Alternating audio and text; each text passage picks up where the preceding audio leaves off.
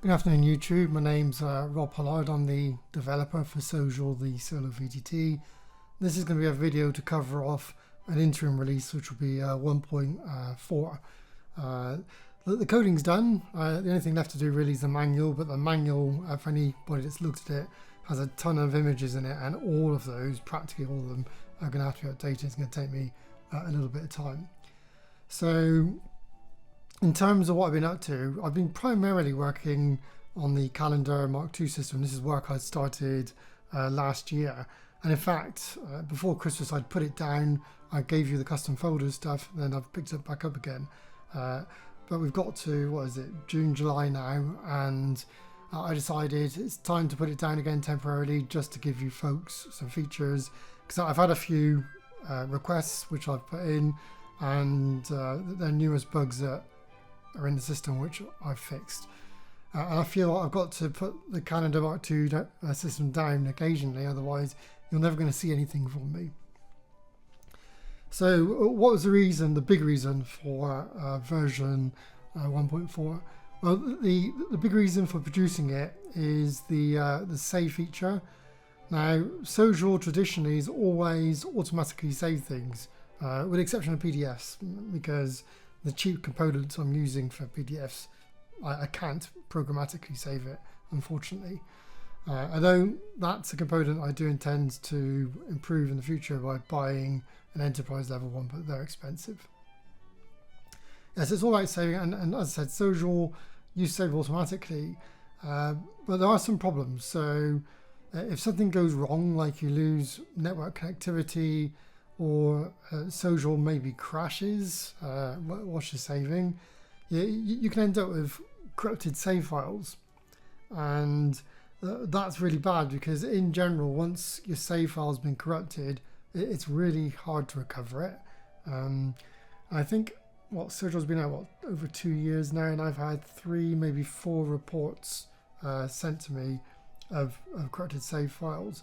And of all the bug reports that get sent to me, these are the ones that really cuts the bone, as it were, because I write this software for people to enjoy, and it's really disheartening to hear when people have lost their good work because Sojour, for whatever reasons, either crashed on them or the file system's gone away on them, and it's left a partial save file behind.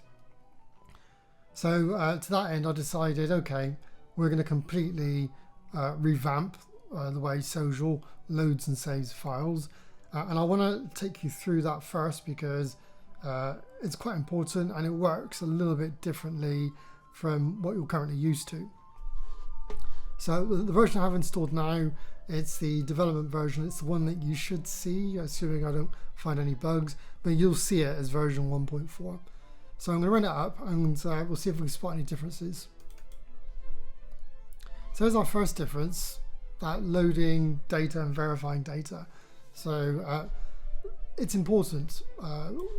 This new version, whenever it saves your data, it verifies it. And I'll explain the process behind that using Visual Studio in a moment, so I can show what's going on. But the other big mechanical change, I guess from a user perspective, is there's now a save button for everything. So Sojour is no longer automatically continuously saving in the background. It's now on you to do that. Now, it's not, what's the word, fully manual insofar as you can go to settings, and in here is an autosave interval. So like by default, I believe Sojour set to every 60 minutes.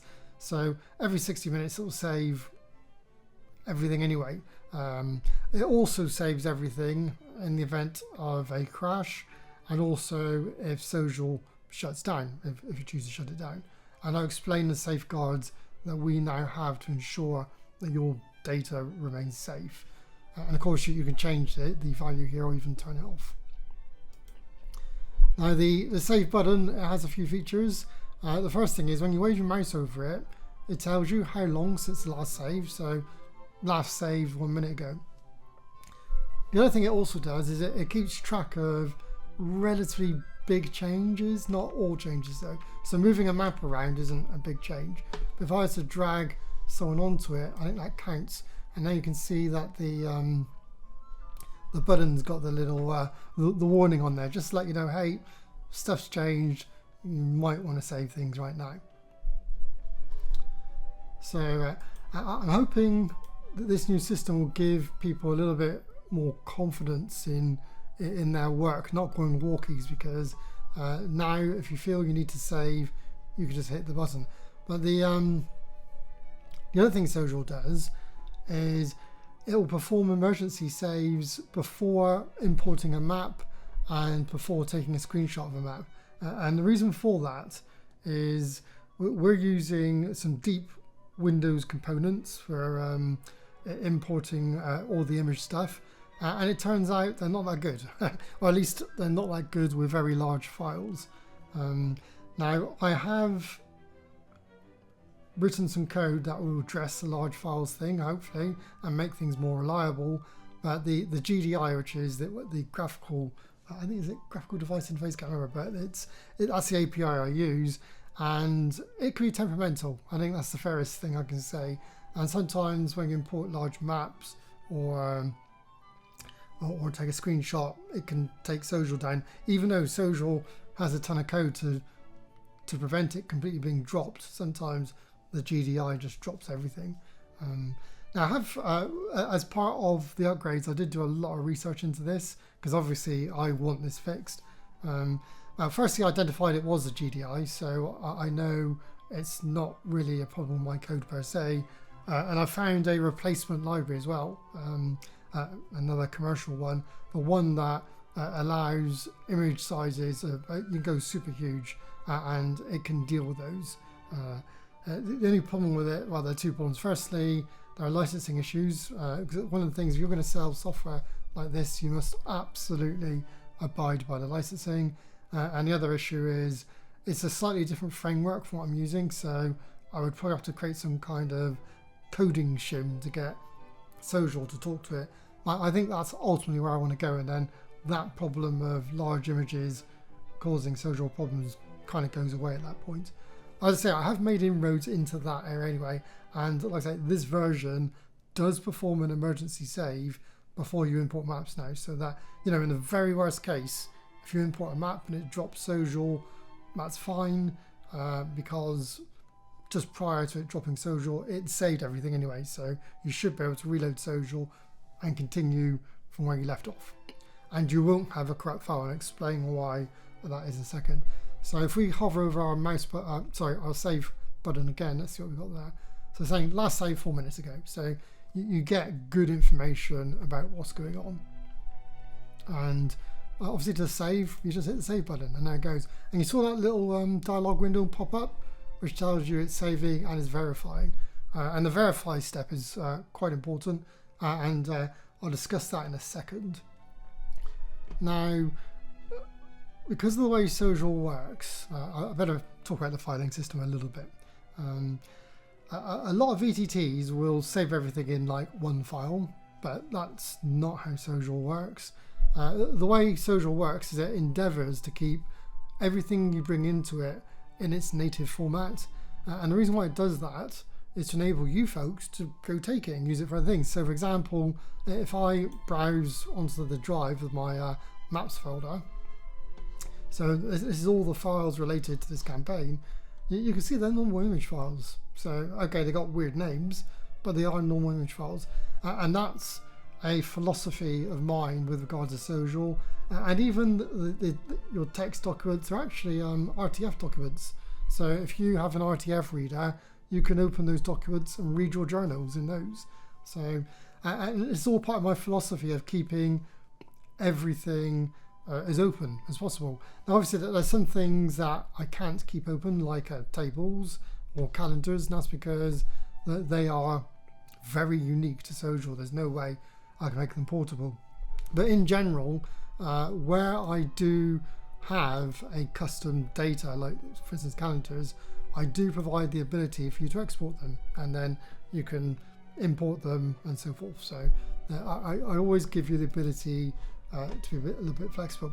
But when it comes to saving, what this structure means is that when you hit this save button up here, it's saving all of these assets, or at least all the ones that have changed, plus it will be saving some rather important files for Sojour, and it's these 3 files here: app status, assets tree view, and Sojour. They're all 3 of them are .dat files, and they are the super important ones, and they're the ones that keep track of things like this tree view and so forth. And in terms of the reports I've had, it's generally been the Sojour one's been cut off because something went wrong. But like I say, we have a new mechanism now which should make that issue a complete thing of the past. And in fact, you can see the first thing it does here right away. Notice there are previous versions of each of the 3. So app settings has a previous version, assets tree view has a previous version, and Sojour has a previous version. So the very first thing Sojour does when it saves, when you hit that save button, is it literally takes the current working version and creates a previous version copy. And in that way, regardless of what happens in the main version, you have a previous version there. So that's one safeguard there straight away. But there are other safeguards which I'll get onto. Before that, I just want to go back and show you a journal basically. So this is a typical journal, and anyone who's played with the journals, you've got these save buttons down here, and that's because when you saved, oh, and by the way, sometimes Sojour, I can see here, it's kept the font of the line above, and sometimes it's a pain in the rear. I do have a story to look at that, because at least for speech it shouldn't be doing that. But if you ever want a quick and easy way to revert your font, it's Control D and then go back to normal. So if you ever hit new line and it's carried over the font you don't want, Control D. And if you forget what the settings are, you just hit that button there and it's all there. Right, the reason why I'm in here is because every journal has its own save.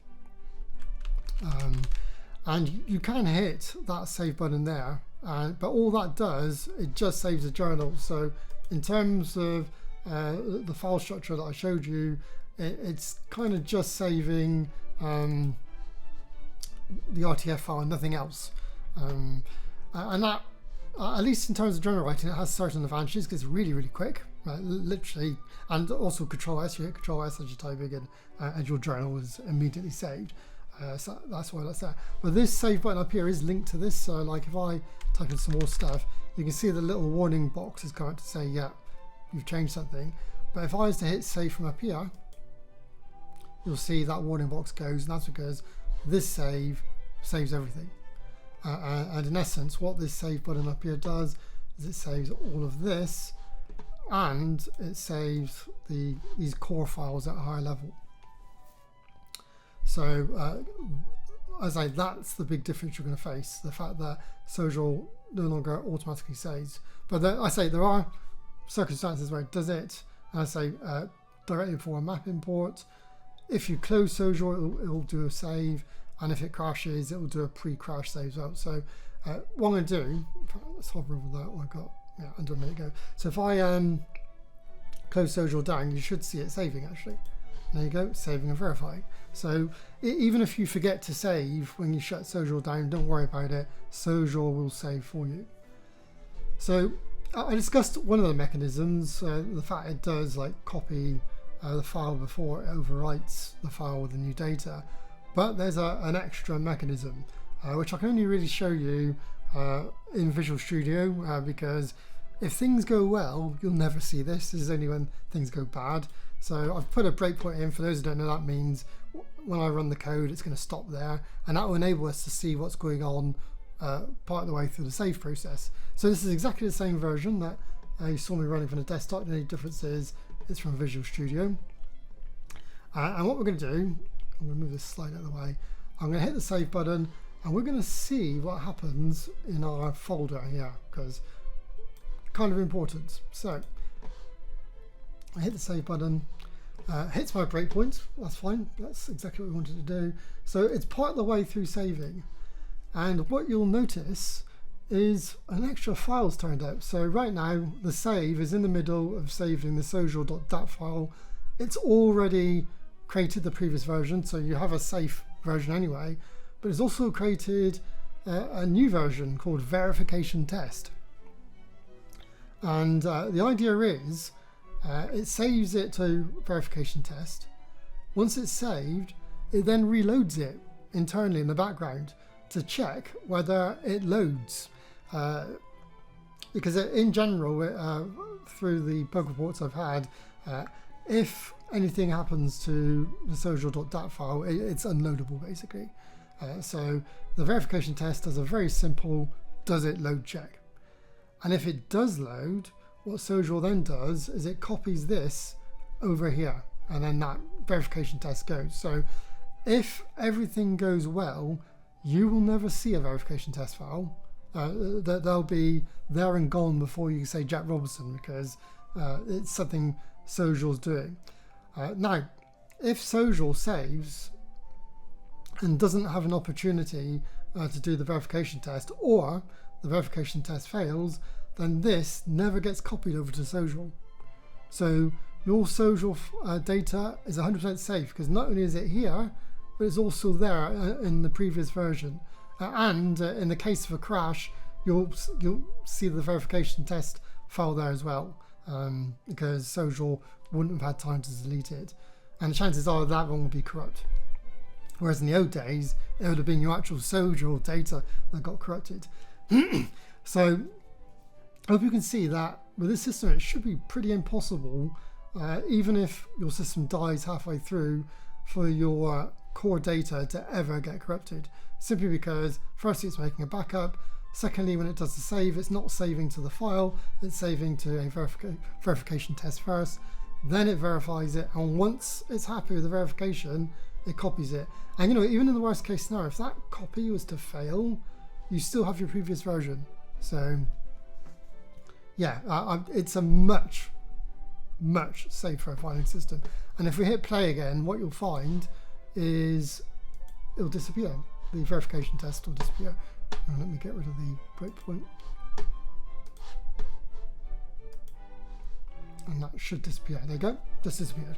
And normally I say, in normal running, you'll never see verification tests, and you won't even know it exists unless something's gone wrong in your system and you've emailed me and say, hey Rob, I've got a verification test file, what's that?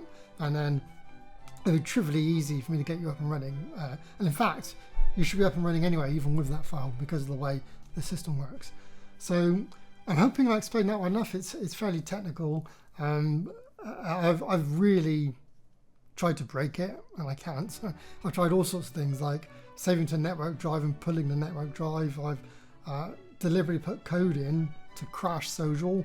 I've been absolutely going for it, and it's incorruptible simply because of that verification step. Now the downside to adding that is I had to basically remove the continuous automatic saving, and that's because saving and loading now takes a lot longer. In the past it was very snappy, whereas here you can tell every time you hit that button is up for a few seconds, and I think people would get very, very annoyed if they had their work continuously disrupted, and because Sojour was continually saving in the background. So it doesn't do that anymore, and the onus is on you to hit that save button. And I say that save button pretty good. It does tell you whether you've had changes, and it does give you an exact time. Like, if you leave this running for a few hours, it might say last save 3 hours 2 minutes ago. Although, as I noted earlier, if you've left this on default settings, it's going to be saving every 16 minutes anyway. Alright, so I'm hoping that's going to make your games a lot safer. I'm hoping it's going to give you more confidence, simply because you have a physical save button to press, as opposed to relying on this opaque mechanism that used to perform the saves on your part. So I guess the next thing I want to look at are the maps. Because funny enough, it was the maps that were causing some of the crashing issues, and that's because, as I say, I'm using the Windows GDI, which is quite an old API, but it's one that has been around forever. So it's normally a good API. It's just the problem is the image file format that comes with it is terrible for large files, and that's why Sojour sometimes crashes. However, I've come up with a way of reducing your files that are importing their size, and I'm hoping that by doing that it's going to stop the GDI from exploding on us. Now the big improvement that I made for map imports, and in fact all image imports, is we now compress them. God knows why this idea didn't come to me before. It's such an obvious thing to do, but for whatever crazy reason I didn't do it. And I feel that by having this in the system, it should make it more reliable and stop Windows GDI from giving us hassles. So basically there's a new setting under settings called graphic import quality, and that determines by how much it compresses the imported file. Now during my testing I think I went as low as 25%, and I couldn't see any difference in quality. I saw a massive difference in file sizes, but not a lot in quality. So I guess maybe your mileage will vary. In fact, we could probably tweak that. Let's draw that down to 25 because we can. But yeah, you can make that anything between, I think, 10 and 100. It's completely up to you. So we'll leave that on 25. And the reason why I'm doing that is this map here. That's a map from Chaosium's RuneQuest, one of the greatest role-playing games ever. I'm sure I'm going to get a lot of flack for saying that. I actually do consider it better than D&D. And this is part of Dragon Pass Starter, where a lot of the games are held. But no, this map, it's physically quite large. So if we were to browse, and this was imported back in the Bado days with the older version of Sojour. If you look at that, 38.2 megabytes, and it's like 5,000 by 3,900. It's a pretty big map, and 38.2 megabytes, that's quite large by anyone's standard. And that's what the old Sojour was dealing with. So if you had several tabs open, you could be eating into the available resources with a GDI, and sometimes it would just crash or give up. Now I'm hoping that by having this file compression in, it's going to help reduce problems in the system. Now I can't completely eliminate it until I get rid of using the GDI, but for me the only option to stop using it is to but to start using this third-party library.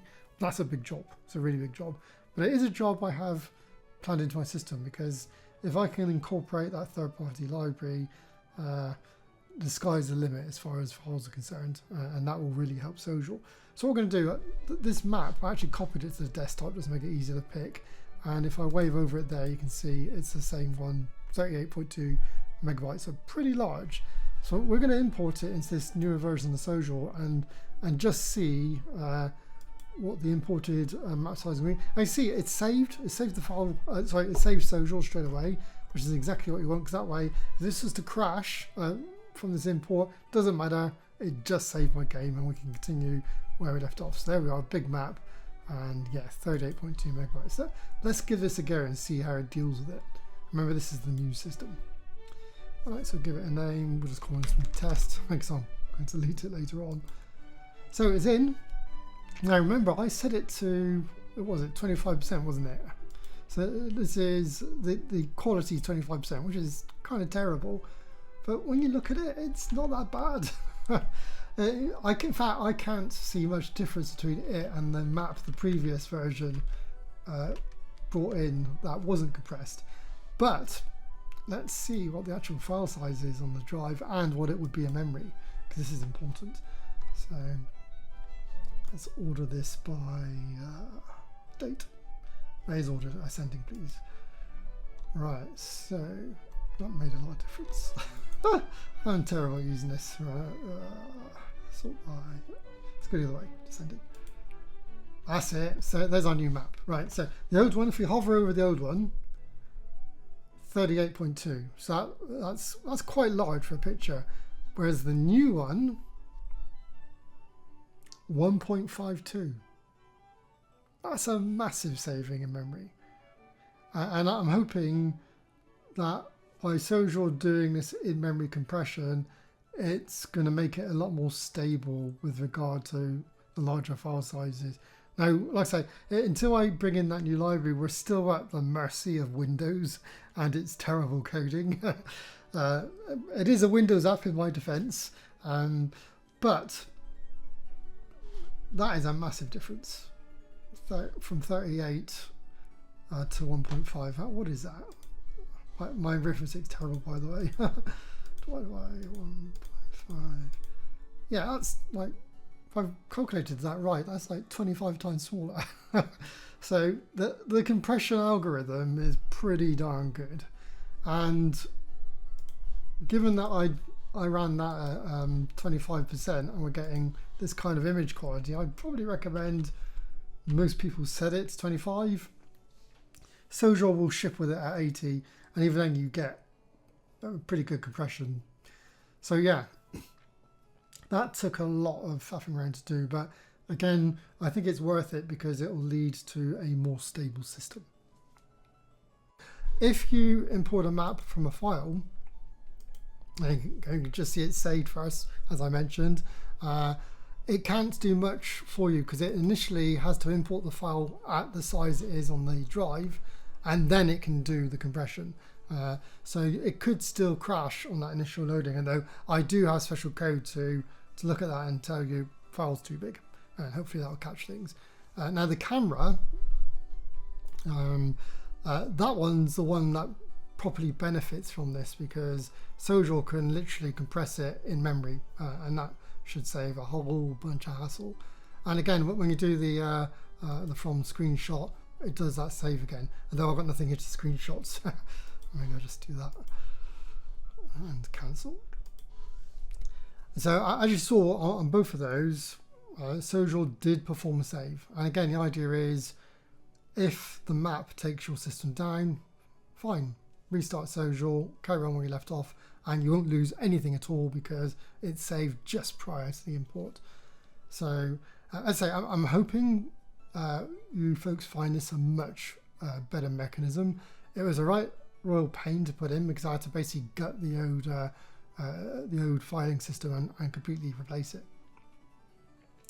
So that's one enhancement that went in, and I think it's quite an important enhancement. And hopefully I will get no further emails telling me that some data has been lost, because like I say, yeah, for me, as the software developer, as the person responsible for this, it really does cut to the bone when I hear that people's hard work has been lost, especially if I can't recover it.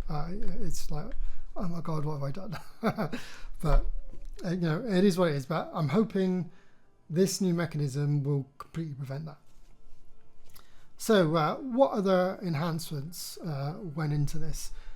So I thought whilst I'm doing that, I'll just address a few bits and bobs, and also do one or two user feature requests, and that way I can get this release out and then go back to calendars. And unfortunately, once I go back to calendars Mark II, you probably won't hear from me for a long time again. And the reason why calendars Mark II is taking so long is, I mean, most of the code is done. The problem is the system is so flexible. It has so many corner cases you would not believe, and every one of those corner cases has to be exercised and tested, and it's amazing how often they fail, which leads me to having to work on it, figure out what's going on, and rework some bits. So it's a long process, but when it's done, you will have one of the best calendar systems available to any system, period. Way better than the current one that you have here. So the other enhancements are, you'll see them in the journals. So you notice that we've got this kind of pinkish color here around the turn stuff. I think I only got melee around here, and there's a reason behind the madness. So what I'm going to do, I'm going to open up a map which is incredibly crude, but please don't give me beans about this. It's because when I roleplay, for me, the map is a crutch to my imagination. So sometimes I'll draw really basic stuff, as you'll see here. So that is the crudest map you can ever imagine. I knocked that up to role play a courthouse scene basically. So the first enhancement you can see is the NPC toolbar. It now has a scroll bar on it, and they're bigger. So what that means, in the past it used to cut you off, so if you had more NPCs on here than there was space, you just didn't get to see them all. Whereas now you get to see them all because it gives you a scroll bar, and you can have as many NPCs on there now as you want, and they all appear up here. Now, for those who don't know, whenever you wave over any of these, it puts a circle around it, but there is a setting in Sojour where you can tell it to actually go to the particular tokens. So there I click center tokens, and now if we go back to here, you should find it all center the map on them. Some people like it, some people don't. I tend to leave it off because I find it quite disturbing seeing the map whiz around like that, but some people like it. Anyway, the option's there if you want it. That's the key thing. So yeah, you've got a much better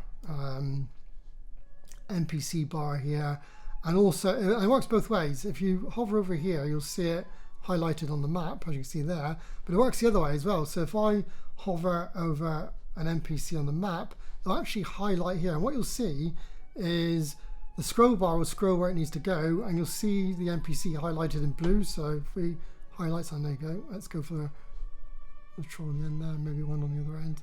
So you can see it, it just highlights them.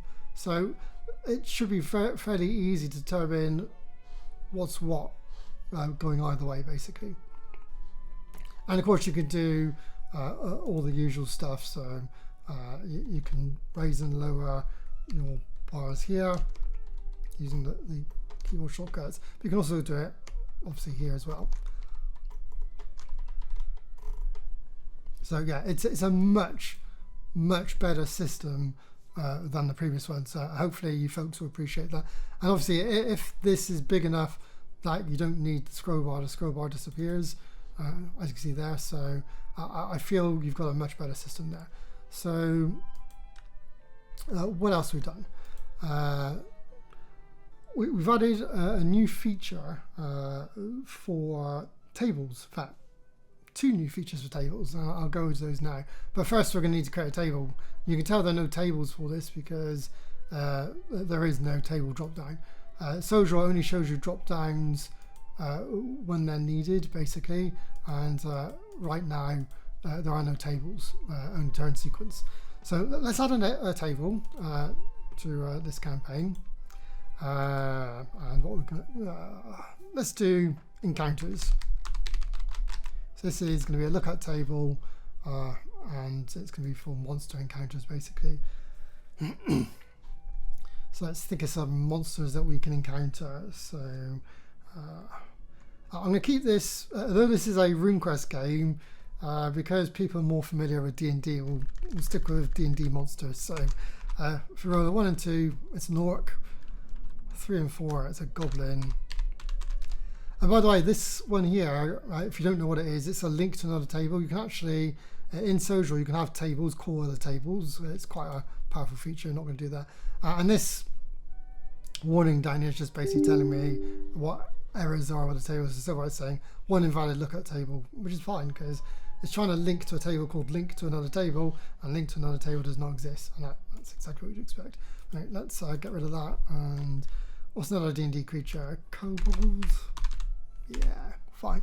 And we'll make them all equal chance. So now the other thing you can do with this, which you might not know, is right now it's set for table range. So what that means is whenever the table is rolled for, the computer will just roll a dice between 1 and 6 and pick. But you can force it to roll dice.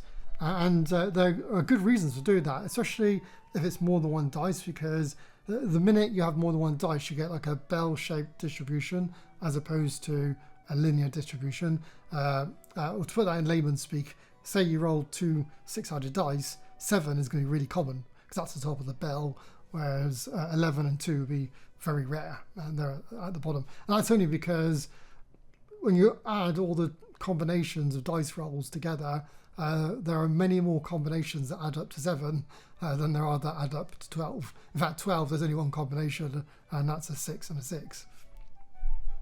So yeah, Sojour lets you either do the computer way of doing it, like 1 to 6, or you can pick a dice expression. So let's go dice expression.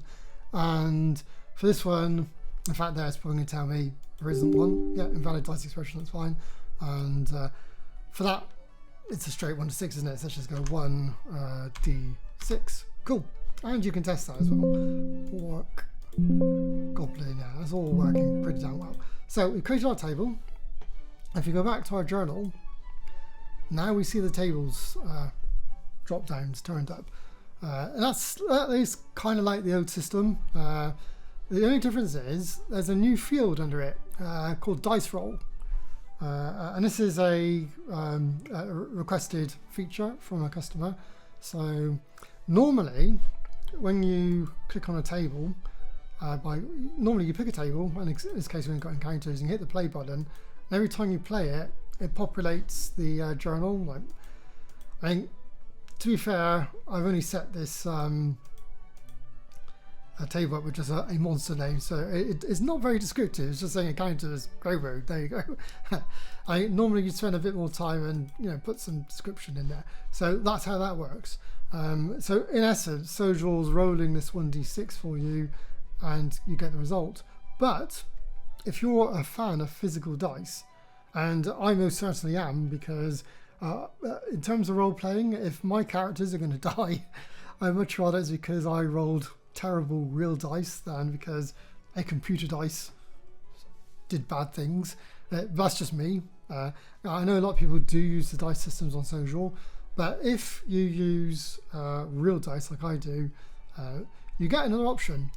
In this field, you can see in a kind of grayed out text, it tells you what the expectation is for that field. So that field saying it takes a 1d6. So what I would do, I would grab a real 1d6, I'd roll it, and say I got a 4, I'd pop a 4 in there, and I'd either hit that button there or hit return, and then what happened there is the encounters table will get rolled, but it'll get rolled with the actual number you typed, as opposed to Sojour.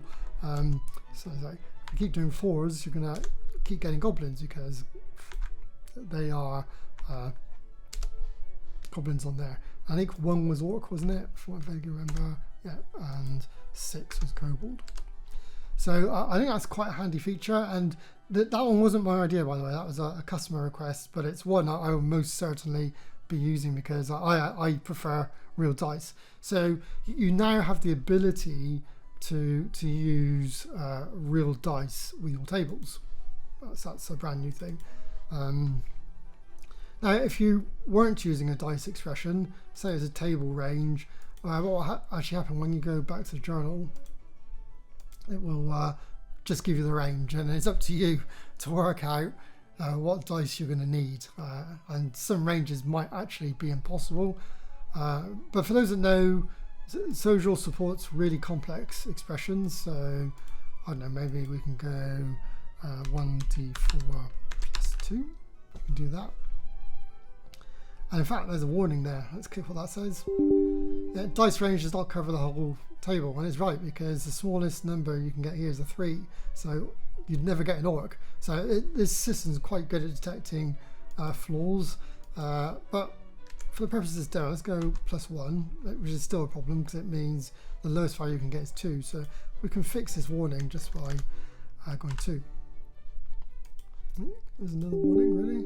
Dice range does not cover the whole table, and it's right. It can only go up to 5. Man, this is hard. But we'll leave it. The great thing with Sojour's tables, those are warnings, and only warnings. You can choose to ignore them, and I am, because the way I look at it, the lowest value you're going to get is 2, which is an orc. The highest value you're going to get is a 5, which is a kobold, and anything in between is a goblin. So you're still getting all 3, so I'm going to let that warning stay. But you'll see that when we go back to our journal, it's updated 1d4 plus 1. So you know as a player that you can either click that to have it roll the 1d4 plus 1, or you can read that off and say, okay, grab a 1d4 from your dice tray, roll it, and if the results are 2, enter 2 in here, and then Sojour will do the rest for you. So it's all pretty nifty, basically. Right, so, oh, and by the way, the one thing you notice from the display there as well, the modifier is not applied. That's for you to do. If you're going to type a value in there, it's the whole thing, basically. I might change that if I get customer feedback. So what it's saying is 1d4 plus 2. So if I roll a 2, you've got to add the +1, so it's really a 3, and then you enter. Do I change that? I don't know. I mean, this is the first time I've demonstrated this, and sometimes when you demonstrate things, little quirks come out. I can go either way. We'll wait for customer feedback. So that's one new thing. The next new thing, and this is again to do with tables, you can now put dice expressions in your tables. And in fact, if you go back to the journal, there are 4 or 5 different ways of putting dice expressions in. 4 ways of doing it, and the tables support all of them, although I suspect for most people they'll be using the simple one to get the best looking results, but you can use anything you like. So yeah, that now gives us the ability to have Sojour roll numbers. So for instance, maybe it's 1d6 orcs, and goblins are a little bit more frequent, aren't they? So maybe we go 2d6, and maybe for kobolds it's, I don't know, let's go for a really crazy one. 1d6 plus 3 plus 1d4. That's a lot of kobolds. And yet you can put as many dice expressions in as you want, anywhere you want. So for instance, you can go 2d6 goblins and 1d6 ogres. So you got these dice expressions in, and if you OK that, let's see what that looks like when we go back to our system. Let's get rid of all those, just make it a bit clearer.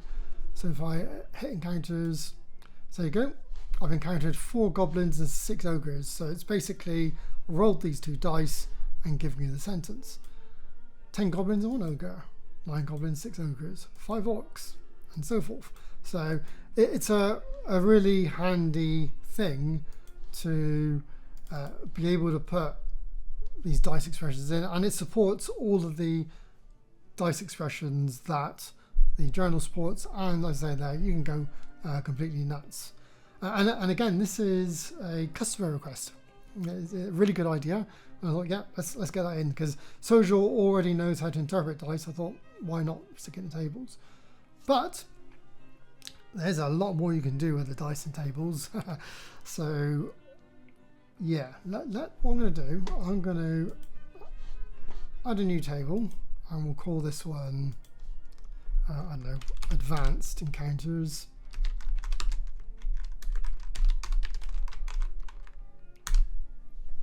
And yeah, and what should I do? Put some different monsters in here. Right, I won't bother putting any dice on those. Maybe we will. 1d2, even though there's no such thing as a 1d2, so we can work that out. What else? Dragons are pretty cool and dangerous all at the same time. Maybe 1d2 of those. What else is really big and kind of scary? I can't really remember. Ooh, it all escapes me.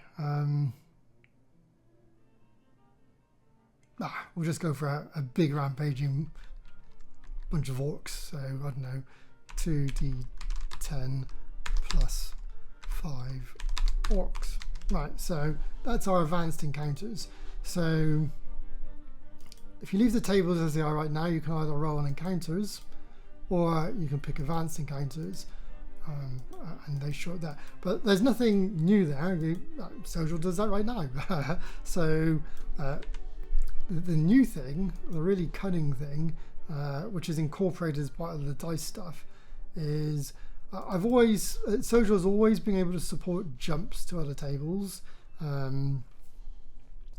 And what we're going to do, we're going to replace this last one here, the jump to a table. And the way you do it is with the and sign. So you go and you see it's called advanced encounter, just like that. It's not case sensitive either, but your spelling does need to be identical. I think that's it. Yeah, in fact you can tell because it goes red if it doesn't recognize it, goes black if it's fine. So now we've linked 5 and 6s to rolling on the advanced encounters table. And again, this is a feature Sojour has always had. So yeah, look at it, it went straight to advanced one. Yeah. Is that mainly saying advanced one? Have I screwed that up? Yeah, there's an awful lot of advanced stuff going on there. Let's have a look at our table. So we're using 1d4 plus 1. Let's change that into a d6. There's no reason why I don't trust computer dice. Right, so that's been a much, in fact we can reduce that. Let's make that a 6 and make this a 3 to 5. Cool. So it should be less frequent, it says, unless we have a bug on our hands, but we'll see. Remember, this is our pre-release version, so let's... Oh, I know what it is. It's me being a complete numpty. So I added advanced encounters, but I was rolling on advanced encounters. So obviously, I'm always going to get monsters on advanced encounters. That's why all of these were on the advanced table. What I should have done was switch to encounters and then rolled, and then you'll see it switch between the two sets of tables. There you go. It's been switching nicely between them. Now, this is a feature Sojour's always had. It's always had the ability to reference other tables, and you can keep chaining it. So like this can call that table and that table can call another and so forth. You can go absolutely nuts for this, but you can go a whole new level of nuts thanks to a new feature I've created. So what we're going to do, we're going to add another advanced table.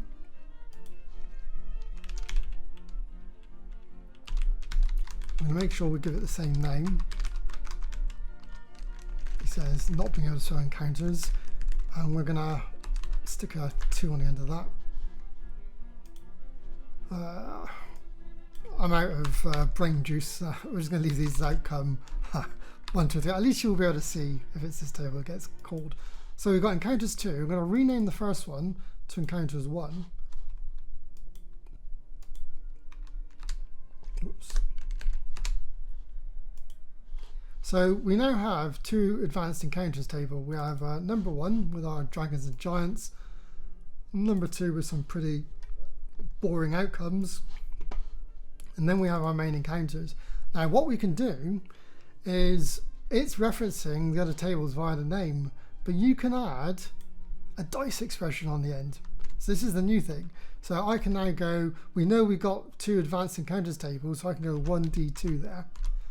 And again it checks to see whether it's valid.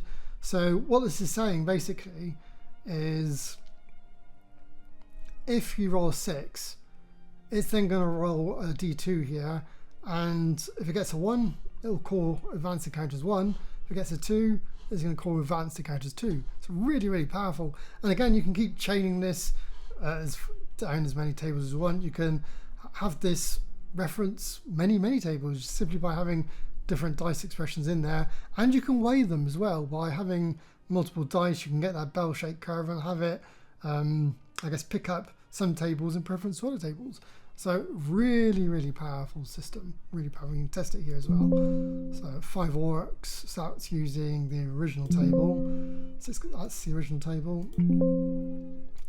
I think, yeah, we need a 6, don't we? And 6s are hard to come by.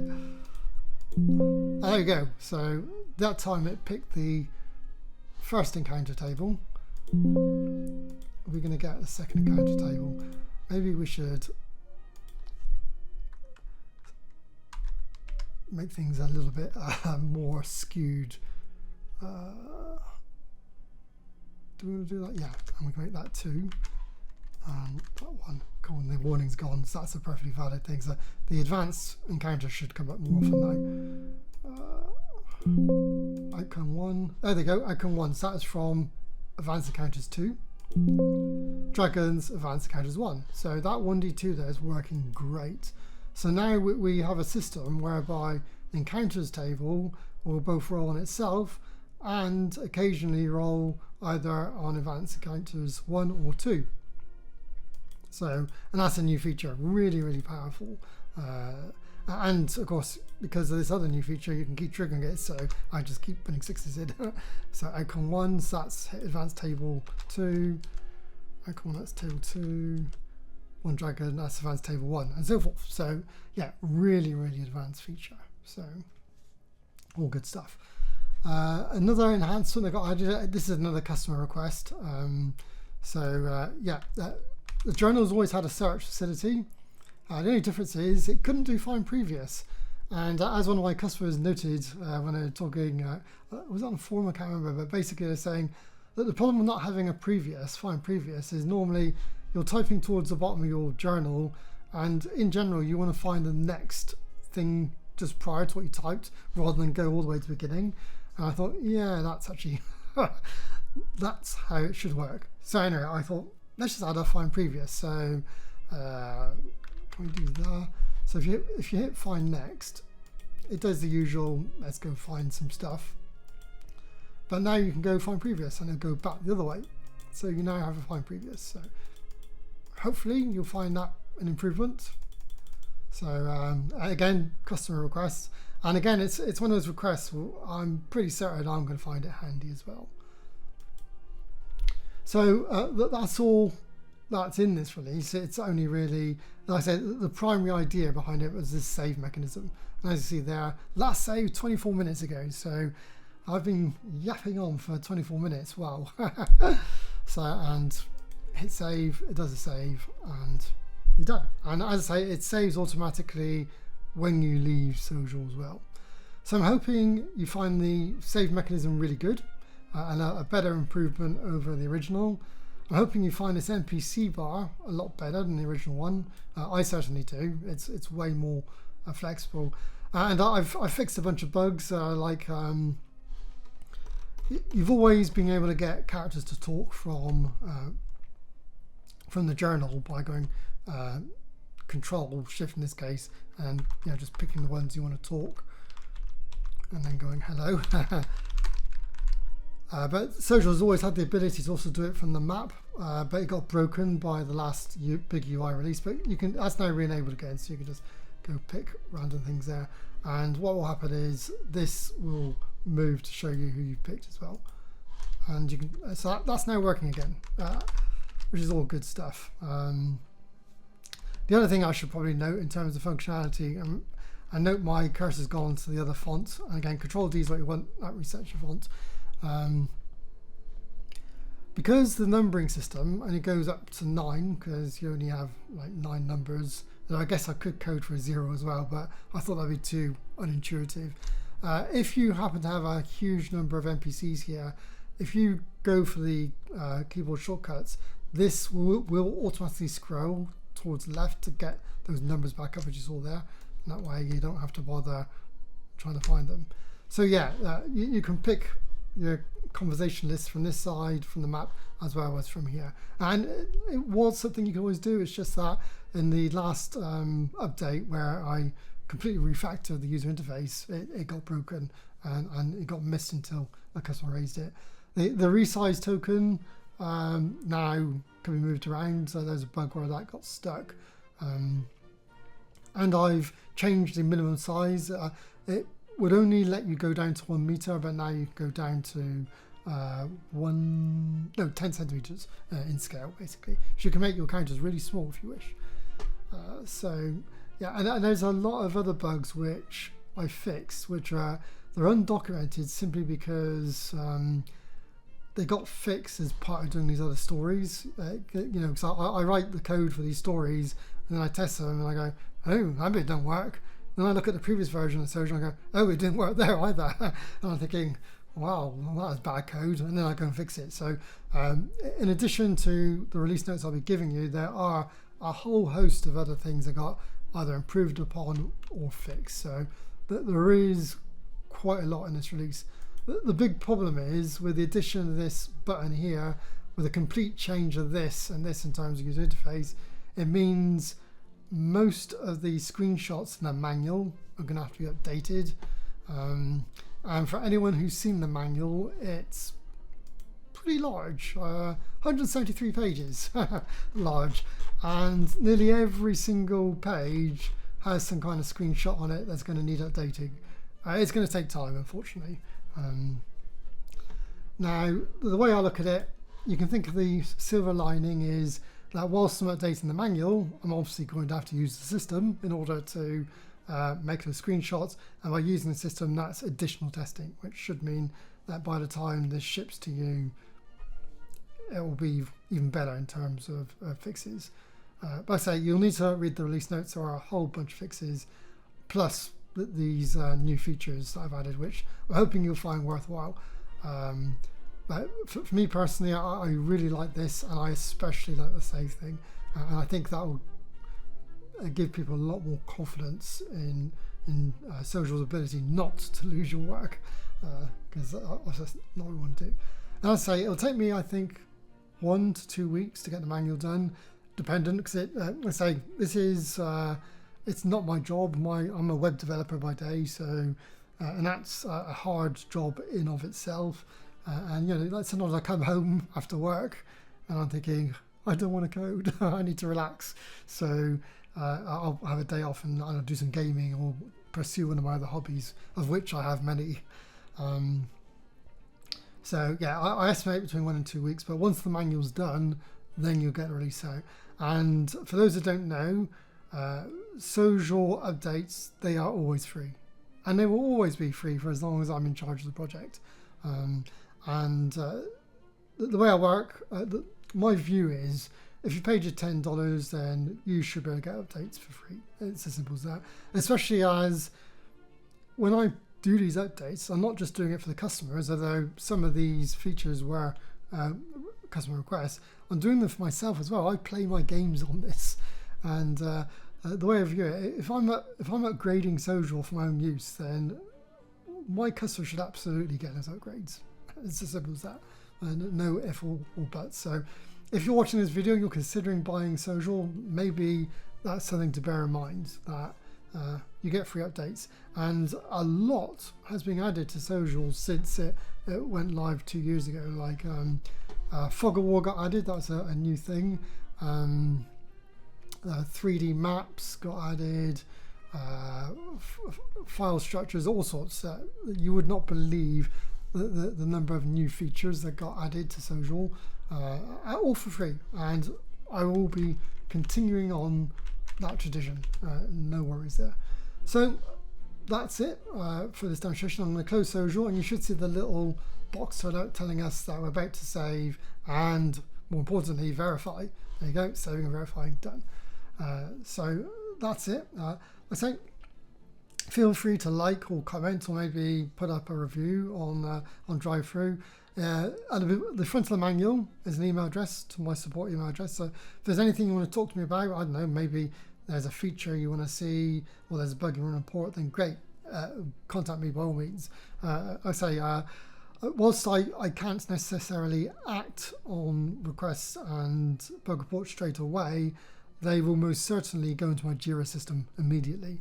And that means I never lose them, and that means they do get prioritized and they do get worked on at some point. But anyway, that's it. I hope you enjoyed the video. Thank you, and goodbye.